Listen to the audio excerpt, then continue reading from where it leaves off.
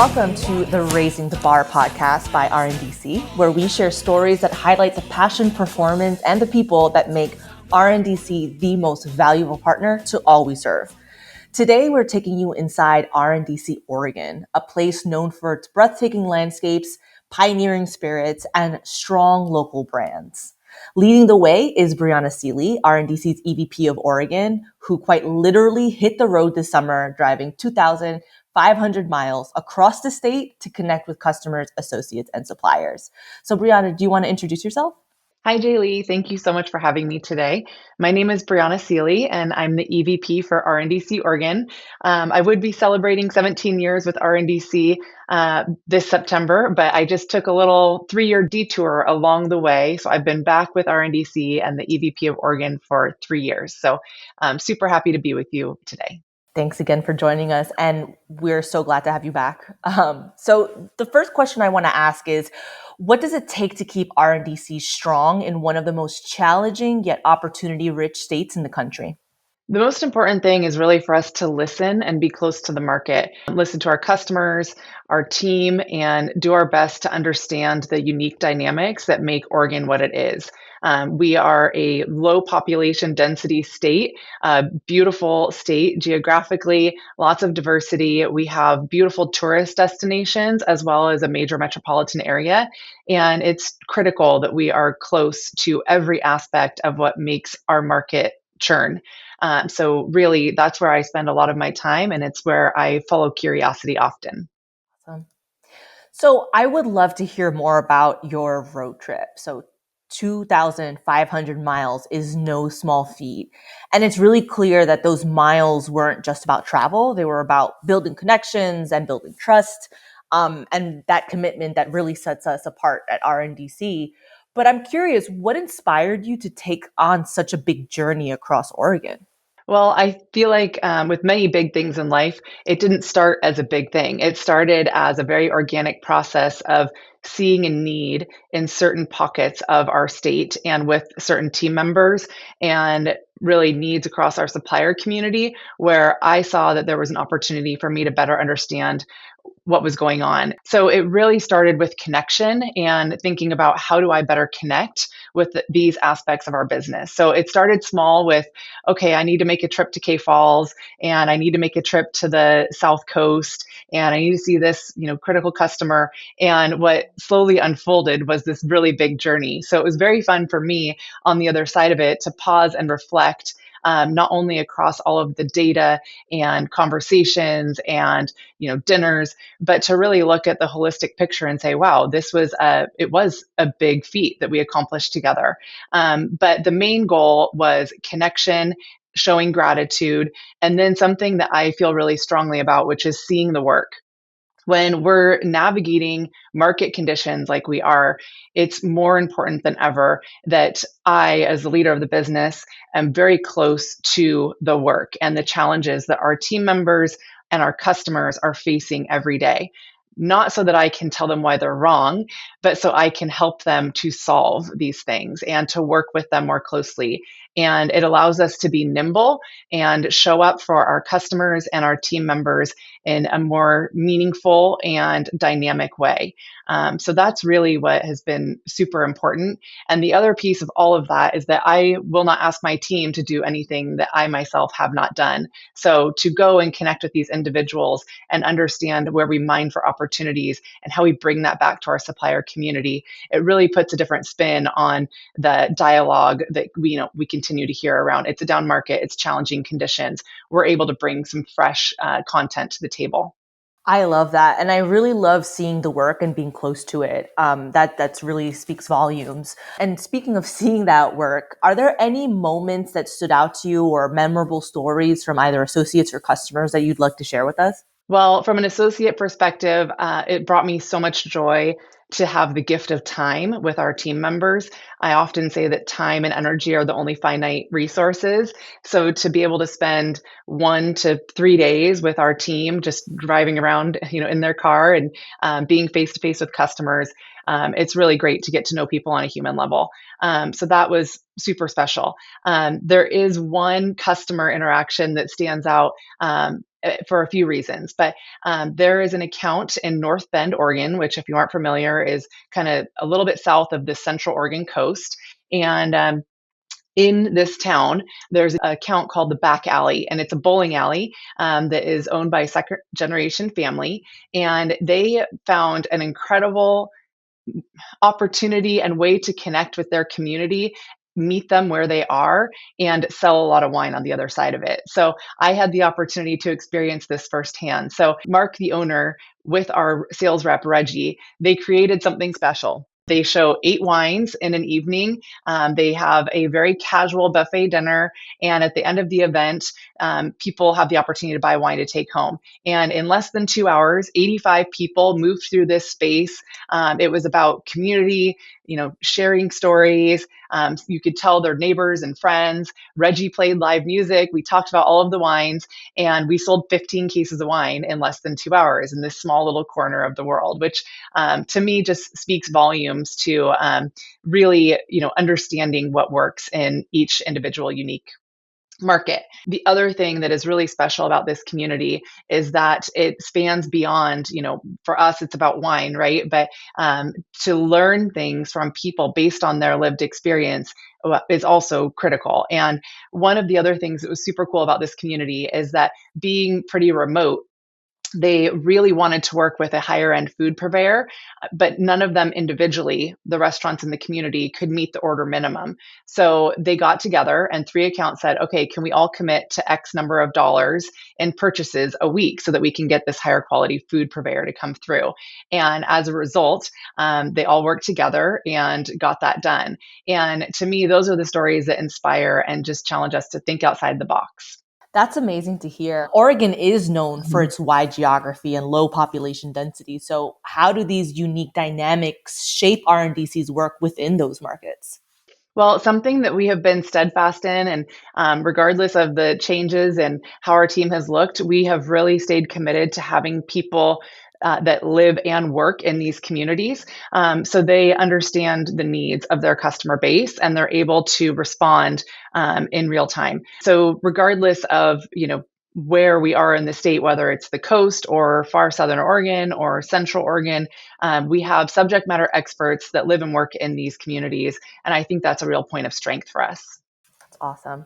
I want to make a quick pivot and just give y'all a shout out, really, because RNDC Oregon has a very impressive 47% share of brand Oregon products. What does that mean for the market, and how does RNDC support these local brands while leveraging our national scale? Yeah, thank you, Jaylee. It is something we're very proud of. Brand Oregon, as you can imagine, being a grower producer market, it's a big part of what makes us a healthy business, both from a profitability perspective. But these Oregon wineries have been a part of our story from the very beginning, and they oftentimes provide a really nice foundation that we're, continuing to take care of all the time, that open doors for other suppliers in our portfolio that may not otherwise have an opportunity in these accounts. Our team is very well versed on selling everything from wine in a can to wine in a box, to super premium or entry level. We really pride ourselves on being the most wine savvy team, and also subject matter experts in brand Oregon. So this is something that is a part of our DNA. And yes, we have about, it's come down a little bit, maybe more like a 45 share of brand Oregon, and just under a 30 share of the total marketplace. So one of the points I like to share with our team is that when you talk about that stat in a retail environment, basically 1 out of every 2 bottles of wine that's being scanned through a grocery store register is coming from our warehouse. So it's really important, and it makes us very relevant as a business in the overall scale of Oregon, and also in the wine community. I truly love hearing your deep roots and care for community, for the Oregon community. I also know that you've been deeply involved in initiatives like Women in Wine Oregon. I'm curious to know, how do these community ties strengthen RNDC's presence within Oregon? Wow. Well, it is a really important piece to what we do here in Oregon. Staying close to what matters to the end consumer, as well as our team members and our supplier community, has been really important. Women in Wine is something that we are very proud to be a part of. I'm actually one of the founders, and today I'm not currently on the board. I'm active as a mentor, but we do have a number of team members that are on the board and are very active. It's another way for us to stay very connected to the marketplace and, again, the changing dynamics, understanding where we can serve our market. If we can't be, growing certain parts of our business, how can we be showing up for our customers in a way that show partnership in a more meaningful and collaborative way? Because I really believe that on the other side of whatever moment we're in, when you continue to show up and you invest time and energy, that the end result will always follow. And these create really meaningful and authentic relationships. And another really fun one that we have is there's a famous museum in McMinnville, Oregon, which is in wine country here. It's called the Evergreen Air Museum, and the famous spruce goose lives there. But one of the things that we do is every holiday season, we go in and decorate planes with our team. And it's a totally magical thing to see on the other side because it's this beautiful glass museum and there's all these historic planes that are decorated in holiday lights. So it's a really cool experience for us from a team bonding perspective. And then for the whole month that those lights are up, our team can go and take their family and enjoy the experience. And of course, there's the moment, that shares that RNDC is, sponsoring this, opportunity. But it's just another way for us to engage in the community. I love that. And I really cannot wait to see those pictures. I think it's going to be really, really cool to see. And speaking of showing up and putting in time and energy, I know that we recently wrapped the Icons Luxury Show. And it was a really great example of how RNDC Oregon brings creativity to the table. Can you share more about that partnership and the ideas that made that event stand out? Yes. So this was a very exciting kind of step change for us. We've been doing shows since the beginning of time, and really we've seen what most people are seeing, which is that our foot traffic was down, our customers didn't seem super excited, our supplier community was definitely not engaged around it, and it felt like a chore more than a privilege to go and experience all of these beautiful wines. So I leaned in with our team and some of our top on-premise Portland team members. I asked them, like, what do you think we need to do? What do you think our customers want to see? And I'm happy to share that we just had the show about a week ago, and it was the best turnout we have ever had for our Icons show. And what we did is we made it about an experience and like attending a really nice, special event. We incorporated hospitality and we wanted our customers to feel like it was a special moment to share together. So we greeted people with a Carpano Antica vermouth spritz. We had caviar presented by our partners with Co-Brand and Tattinger. We had oysters presented by our partners with Palm Bay. We had a local cheese bar presented by another partner. We had, just it went on, and we put all of that in our invites so that our customers knew what to expect.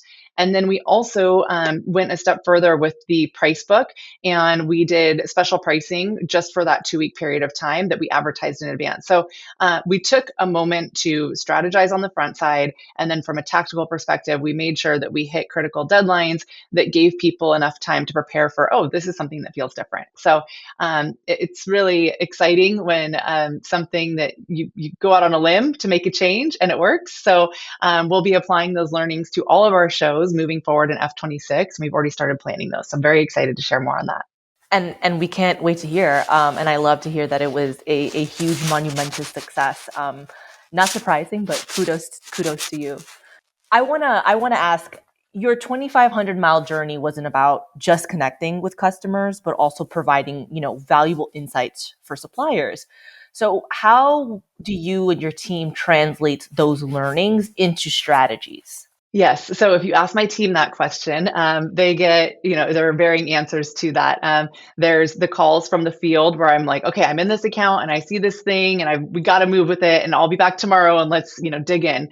And then there are things that I'm just looking for patterns because while, each market has its unique dynamics, there are patterns across, the broader swath of our marketplace. And it's really important for me to understand how to lean in on those. And then there's like the bigger strategic conversations around individual suppliers where I would say, the first two bullet points are kind of learnings that we can share with all. And then there are individual learnings that we can say, hey, X winery, this is something that I saw as a very unique opportunity for you. How do we now bring this to life? So I have my supplier town halls that I hold a few times a year. And that's really an opportunity for me to share what's going on with the Oregon market, what our performance looks like, and then the top level learnings that make sense to share with our suppliers.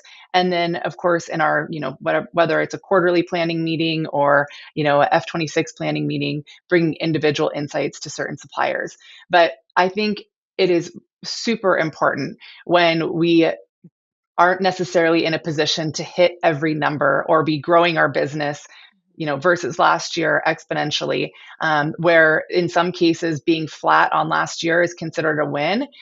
It is my job to be adding value to our supplier community by sharing things that say, okay, we may not be able to hit that really big number, but here are some super cool things that we should lean in on. And let's see if there's something to mine out of this, data point. So it's exciting, it's energizing, and it's really important for us to do that to support our teams as well, because we can't just continue to push on them and ask for more out of them. We have to work together with our supplier community to collaborate and find opportunities.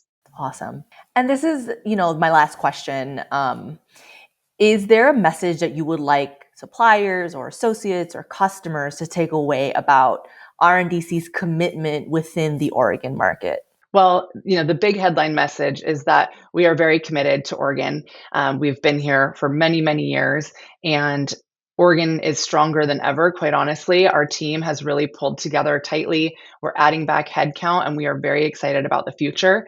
We have taken some big hits, no doubt, and we're navigating them not just the best way we can, but we are asking ourselves, how can we do better? And we are staying ever curious as we navigate these super challenging times. So we are making the best decision we can with the information at the time while pushing ourselves to be on the leading edge of whatever is next. Wow, that's a great way to close the inaugural episode of the Raising the Bar podcast. Briana, thank you so much for joining us and talking about your 2,500-mile journey across Oregon and the deep connections that you've made.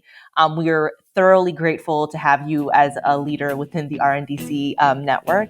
And for those who are listening, thank you so much for listening to the first episode. You can catch the next episode on the Speakeasy. Thank you, Jaylee.